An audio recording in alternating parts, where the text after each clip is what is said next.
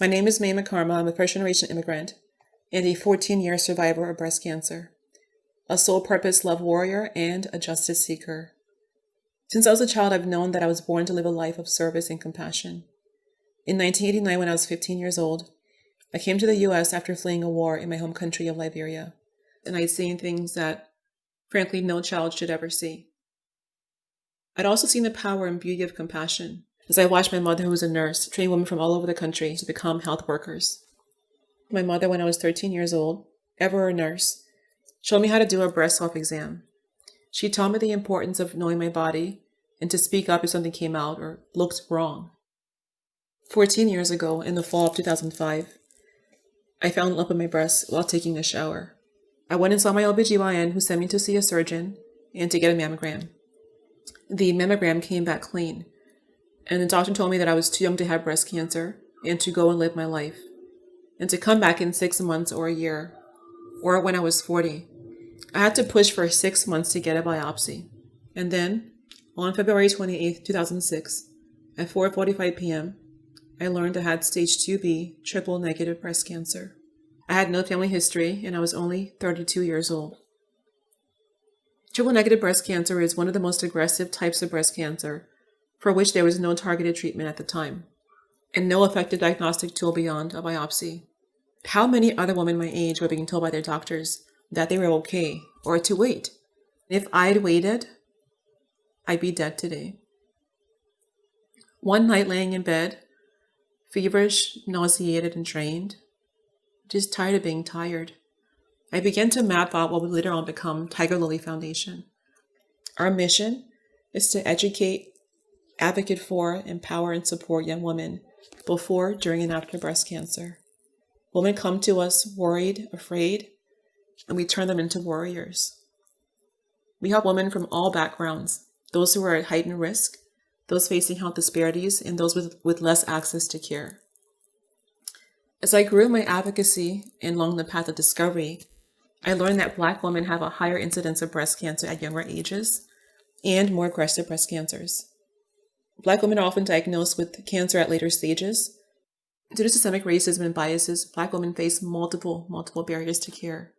Barriers like lack of access to the best cancer centers, cultural barriers, and, honestly, discrimination.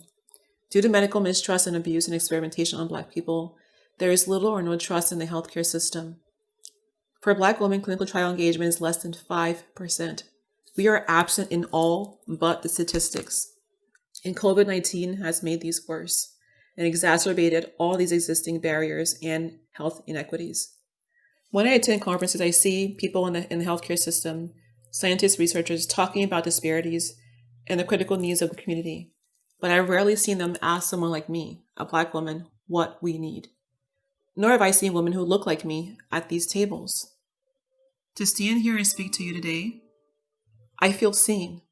I feel change is possible. Tigerlily is able to provide patients with financial assistance, and we're pushing people to become their own best advocates, stronger, more empowered, and more in control of their health.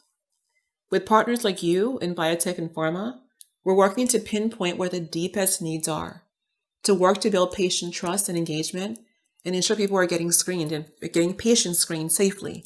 We're committed to ensuring that these difficult times evolve all of us to become more resilient. While we've seen disparities amplified by COVID, Tigerlily is here working to ensure that we meet these needs and these challenges head on to address and eliminate barriers once and for all.